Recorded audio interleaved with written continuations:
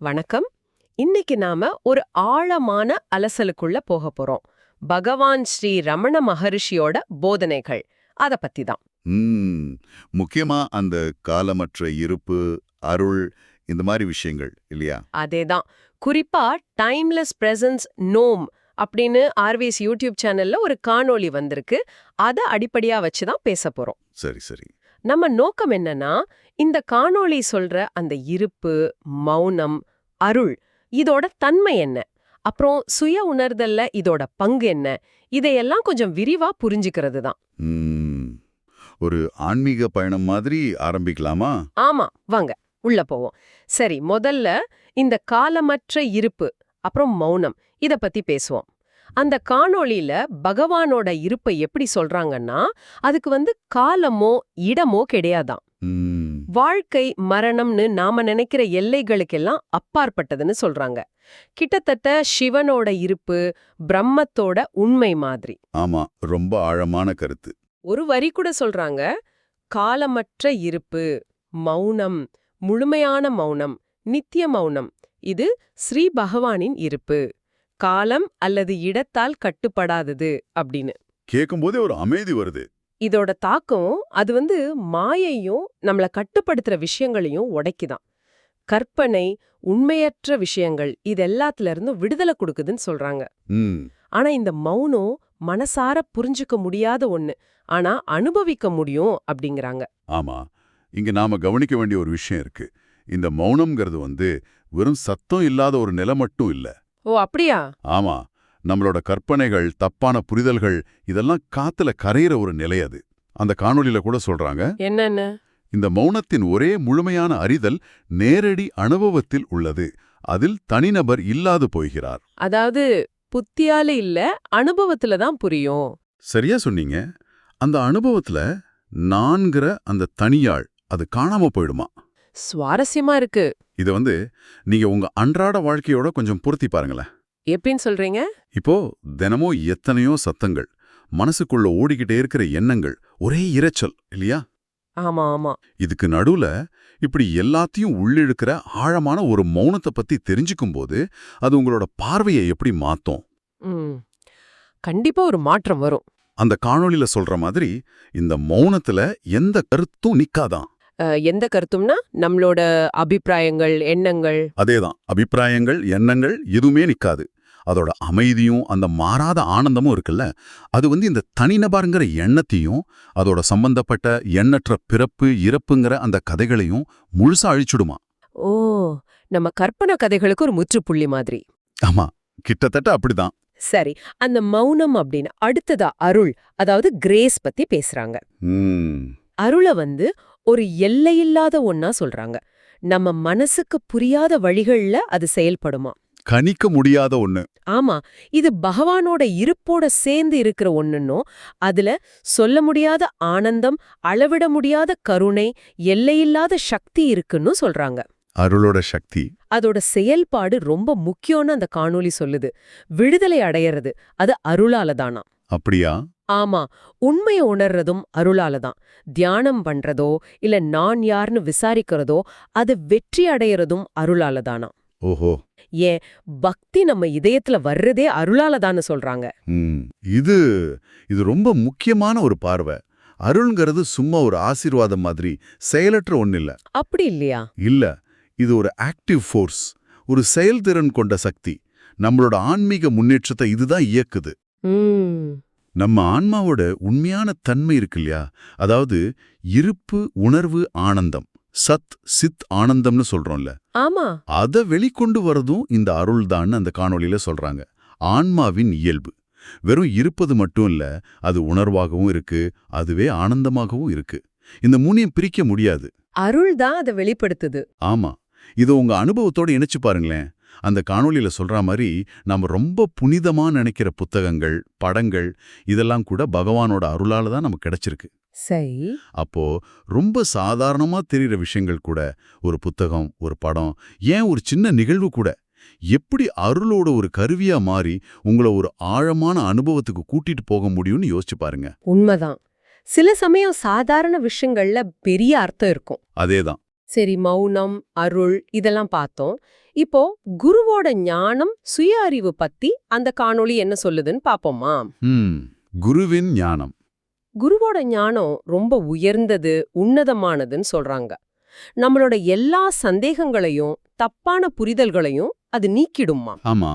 எந்த கேள்வியா இருக்கட்டும், இல்ல மனசுல வர்ற சங்கல்பம் விகல்பம், அதாவது இது வேணும் அது வேணாம் நினைக்கிறோமே அது, தப்பா எதையாவது நான் நினைக்கிறது, பற்று, இது எதுவுமே அந்த ஞானத்துக்கு முன்னாடி நிக்க முடியாதாம். எல்லாம் கரைஞ்சு போயிடும். சுய அறிவு பத்தி சொல்லும்போது அது முழுமையானது, இரண்டற்றது அப்படின்னு சொல்றாங்க.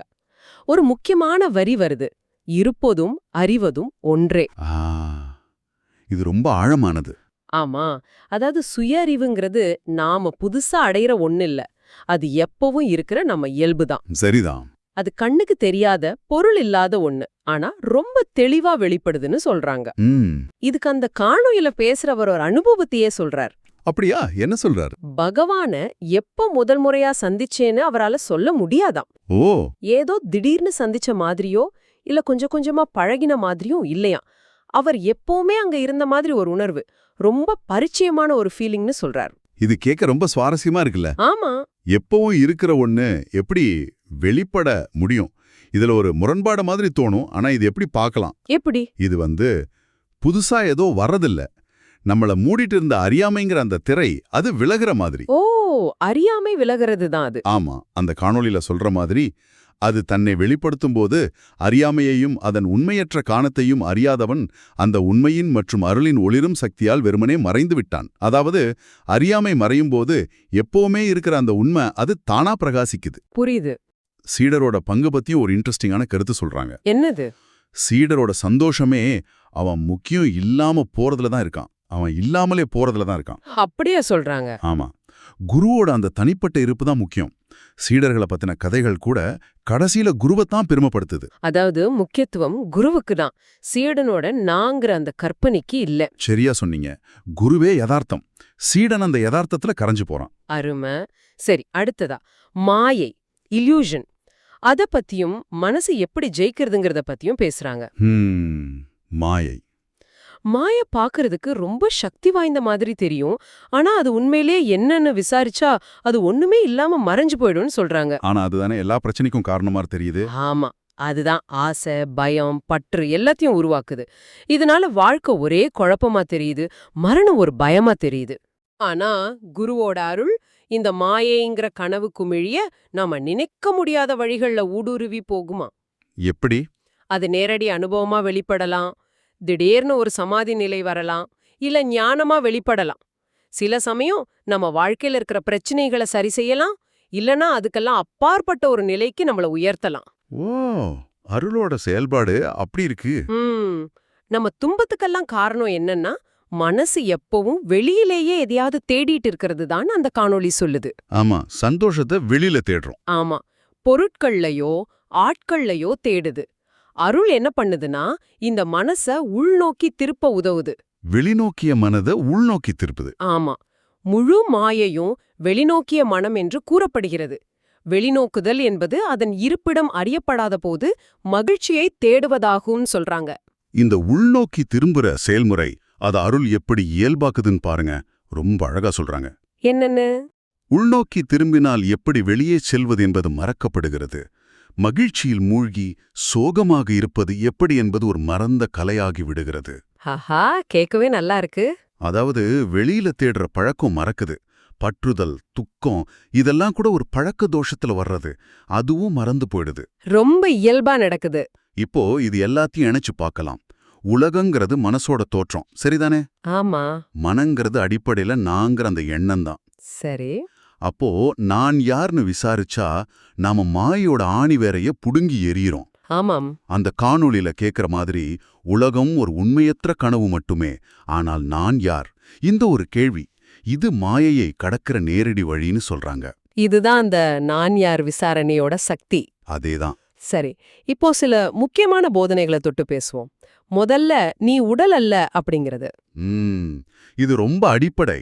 அடிக்கடி மாறிட்டே இருக்கிற, தோன்றி மறையிற, மத்தவங்களால பார்க்கப்படுற இந்த உடம்புக்கும் எப்பவும் இருக்கிற மாறாத பொருள்தன்மையற்ற நம்ம உண்மையான இருப்புக்கும், அதாவது ஆன்மாவுக்கும் இருக்கிற வித்தியாசத்தை இது காட்டுது. நிலையற்ற உடம்பு நான் இல்லை. ஆமா, இதுக்கு அந்த காணொளியில பேசுறவரோட அனுபவமே ஒரு உதாரணமா இருக்கு. முன்னாடி சொன்னீங்களா ஆஸ்துமா விஷயம்? அதேதான், அவருக்கு கடுமையான ஆஸ்துமா இருந்திருக்கு. ஆனா அவர் மருத்துவ சிகிச்சைக்கு போகல, ஆன்மீக பயிற்சியை தொடர முடிவு செஞ்சு தன்னை பகவான் கிட்ட ஒப்படைச்சிருக்காள். அப்புறம் அருளால குணப்படுத்தவே முடியாதுன்னு சொன்ன அந்த நோயிலிருந்து அதிசயமா முழுமையா குணமடைஞ்சதா சொல்றாரு. அப்போ உடம்பு மேல இருக்கிற பற்ற விடணுங்கிறதுக்கு இது ஒரு நல்ல உதாரணம். ஆமா, அதுதான் முக்கியம்னு காட்டுது. அடுத்ததா சாட்சி உணர்வு. Witness consciousness. ஆமா, இது நாம செய்யற ஒரு செயல் இல்ல, இது நம்மளோட இயல்பான உணர்வு நிலை.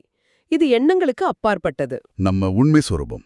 ஆமா, உண்மையிலே நான்னா என்னவோ அதுதான் இந்த சாட்சி உணர்வு. நாம எண்ணங்களை பாக்குற ஒரு ஆள் இல்ல, நாமளே அந்த சாட்சி நிலைதான்னு சொல்றாங்க. நாமளே அந்த உணர்வு தான். இதுதான் மைய புள்ளி மாதிரி. ஆமா, இது வெறும் ஒரு பயிற்சி முறை மட்டும் இல்ல, இதுவே இலக்கும் கூட. இது நான்கிற அகந்தைய அழிக்குது. எப்படி?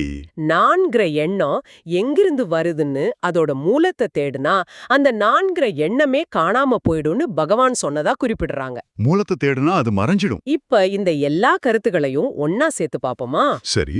உடல் மனம் மேல இருக்கிற பற்ற விடுறது, அது நான் இல்லைன்னு உணர்றது. ஆமா.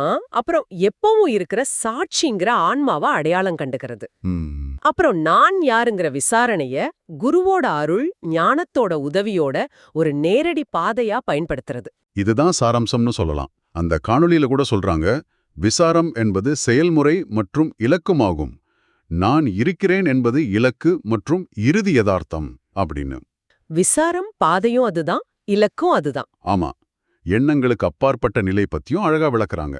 இது சும்மா கொஞ்ச நேரம் எண்ணெய் இல்லாம இருக்கிறது இல்ல, அப்புறம் எண்ணங்களோட இருக்கிற நிலை, எண்ணங்கள் இல்லாத நிலை. இந்த ரெண்டுமே தோன்றி மறைறது தான். அதனால அது உண்மை அல்லன்னு உணர்றது.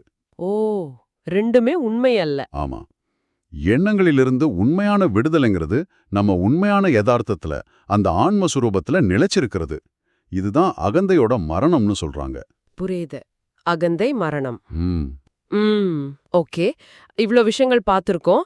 அப்போ இந்த அலசல்ல இருந்து நாம எடுத்துக்க வேண்டிய முக்கிய கருத்துக்கள் என்னென்ன? சுருக்கமா சொல்லணும்னா, பகவானோட இருப்பு காலமற்றது, மௌனமானது. அருள்கிறது எல்லாத்தையும் இயக்கிற ஒரு சக்தி. நான் யார் அப்படிங்கிற சுய விசாரணை தான் நேரடி வழி. நம்ம உண்மையான தன்மை உடம்புக்கும் மனசுக்கும் அப்பாற்பட்டதுங்கிறத உணர்றது, இதெல்லாம் தானே?